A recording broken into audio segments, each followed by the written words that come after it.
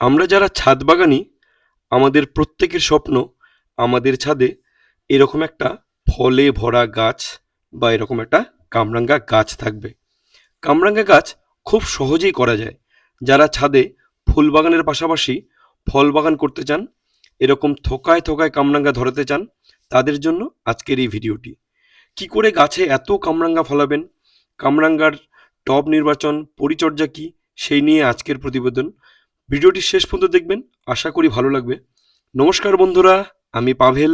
আপনারা দেখছেন talk of trees.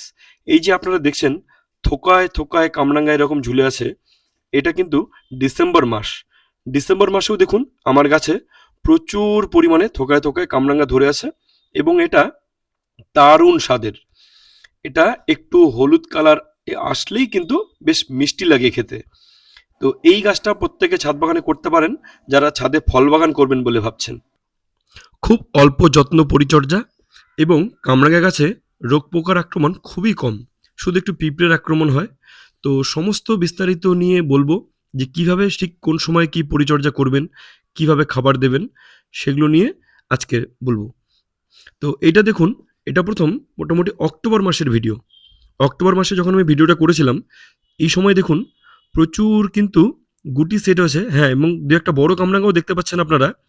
এগুলো কিন্তু আগের লটের, এবং গাছে কিছু কামরাঙ্গা থাকা অবস্থায় পরবর্তী যে ফুলগুলো আসছে এখনও ফুল আছে, এবং কিছু দেখুন গুটি কিন্তু সেট হওয়া শুরু হয়েছে। ভিডিওর শুরুতেই যে কামরাঙ্গাগুলো দেখলেন এগুলোই কিন্তু বড় হয়ে সেই কামরাঙ্গাগুলো। তো দেখুন প্রচুর গুটি সেট হয়েছে। প্রথমত প্রচুর ফুল আসবে কামরাঙ্গা গাছে যখন, মানে গাছ ভরে ফুল আসবে।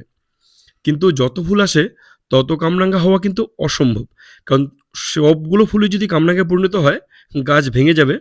কাজেই গাছ ততটুকুই ফল রাখবে যতটুকু সে ধারণ করতে সক্ষম।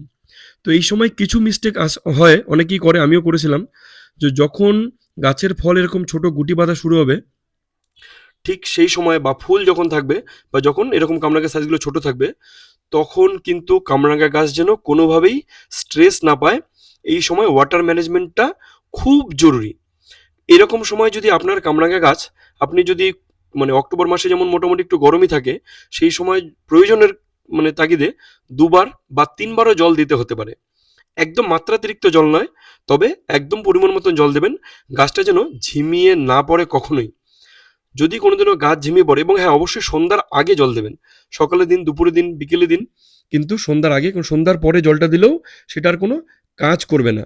কাজেই গাছ যদি শক পেয়ে যায় দেখবেন প্রচুর গুটি কিন্তু পরের দিনই ঝরে পড়ে যাবে। এরকম আমার সঙ্গে দুবার মোটামুটি হয়েছে।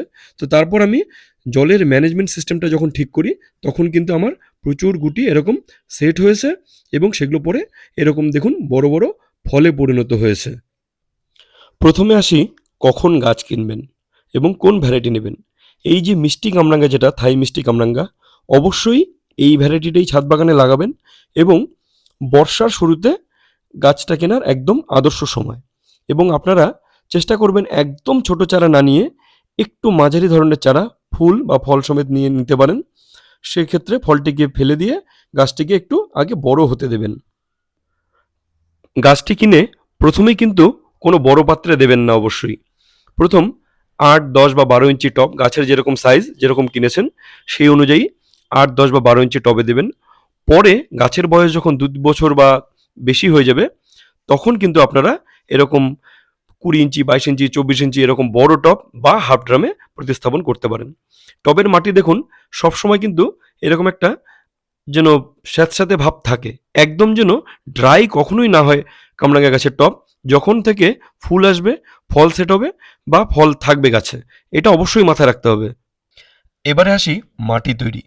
যখনই টবের মাটি তৈরি করবেন প্রথমেই মাথায় রাখবেন ড্রেনেজ সিস্টেমটা যেন অবশ্যই খুব ভালো থাকে। তার জন্য ভাঙা টবের টুকরো দিয়ে আপনারা টবের যে নিচের ফুটোগুলো সেগুলোকে ঢেকে দেবেন।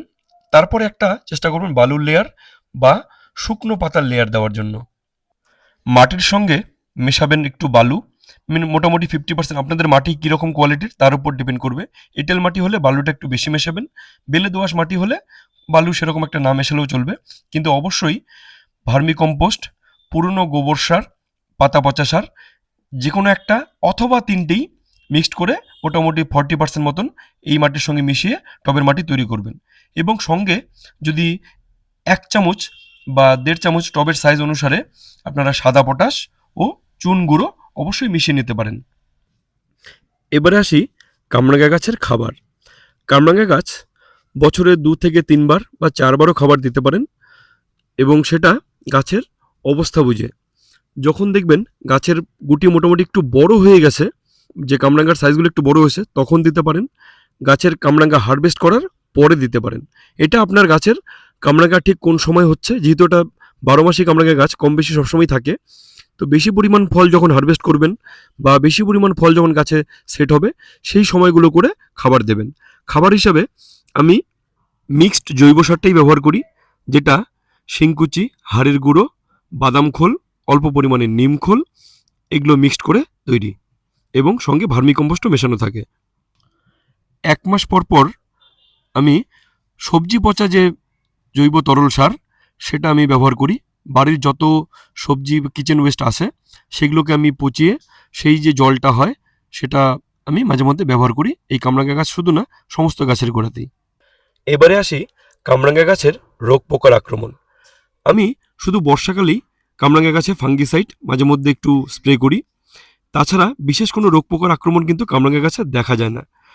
যদি কখনো মনে হয় যে গাছে একটু পোকা লেগেছে, সেক্ষেত্রে আপনারা কাকা 1 লিটার জলে 1 থেকে 1.5 ml মিশিয়ে স্প্রে করতে পারেন। আয়রনের ডেফিসিয়েন্সির কারণে মাঝে মধ্যে খেয়াল করবেন গাছের কিছু পাতা হয়তো একদম হালকা বিবর্ণ হয়ে যেতে পারে। তো সেক্ষেত্রে আপনারা চিলেটেড আয়রন 2 গ্রাম বা 2 ml 1 লিটার জলে গুলে গোড়ায় দিতে পারেন। রোগ পোকার সেরকম আক্রমণ না হলেও মাঝে মধ্যে পিঁপড়ের আক্রমণ হতে পারে। আমিও সেরকম 2-1 বার লক্ষ্য করেছি যে প্রচুর পিঁপড়ে ভরে গেছে কামরাঙ্গা গাছে। সেক্ষেত্রে আপনারা কিন্তু প্রোফেক্স সুপার 1 ml 1 লিটার জলে গুলে যদি স্প্রে করেন, তাহলে এই পিঁপড়েটা কিন্তু আর থাকবে না। তবে হ্যাঁ, গাছে যখন অবশ্যই ফলগুলো একটু বড় হবে বা একটু যখন খাওয়ার যোগ্য হবে, সেই সময় কিন্তু কোনোভাবেই এই কীটনাশকগুলো ইউজ করবেন না। সেক্ষেত্রে আপনারা হলুদ বা নিম তেল এগুলো ইউজ করতে পারেন। এবারে আসি কিছু টিপসে। আমার ধরুন এমনিতেই ফুল প্রচুর ভরে যায়, যাদের কামরাঙ্গা গাছে ফুল আসছে না, তারা 1 ফোঁটা, হ্যাঁ অবশ্যই বেশি দেবেন না, 1 ফোঁটা বুস্টার 2 1 লিটার জলে মিশে স্প্রে করতে পারেন যখন 1-2 ফুলের দেখা পাবেন। তাহলে কিন্তু প্রচুর ফুলে ভরে যাবে আপনার কামরাঙ্গা গাছটি। এবং অনেক সময় দেখবেন গাছে শুধু পুরুষ ফুল এসছে, স্ত্রী ফুলের সংখ্যা যদি বেশি না আসে, তাহলে কিন্তু বেশি ফল সেট হবে না। সেক্ষেত্রে আপনাকে প্ল্যানোফিক্স ইউজ করতে হবে। প্ল্যানোফিক্স যদি জলে মিশিয়ে স্প্রে করতে পারেন, তাহলে কিন্তু আপনার স্ত্রী ফুলের সংখ্যা বাড়বে। মাসে 1 বার করে মাইক্রোনিউট্রিয়েন্টস, সেটা মোবোমিন, বায়োগ্রোমিন গোল্ড আপনারা গাছে স্প্রে করবেন, আর মাঝে মধ্যে সাদা পটাশ জলেগুলি একটু স্প্রে করবেন। আর বিশেষ যত্ন পরিচর্যা ছাড়াই কিন্তু এই কামরাঙ্গা গাছ খুব সুন্দরভাবে ছাদে বেড়ে উঠবে এবং প্রচুর ফল দেবে। আর যখন ফলগুলো একটু সাইজে, যখন একটু গুটি সেট হতে শুরু করবে, সে সময় অবশ্যই একবার বোরন দেবেন, তাতে ফলগুলোর শেপ এবং কালার কিন্তু দুর্দান্ত থাকবে। তো ভিডিওটি শেষ পর্যন্ত দেখার জন্য সকলকে অসংখ্য ধন্যবাদ। যদি ভিডিওটি ভালো লেগে থাকে তাহলে অবশ্যই লাইক করতে ভুলবেন না, শেয়ার করবেন গাছপ্রেমীদের সঙ্গে। এরকম কিন্তু আরও বিভিন্ন ছাদ বাগানীদের বাগান বা আমার বাগান বা বিভিন্ন গাছের এরকম টিপস কিন্তু আমার চ্যানেলে আসবে। তার জন্য অবশ্যই সাবস্ক্রাইব করে রাখুন। ভালো থাকবেন, সুস্থ থাকবেন।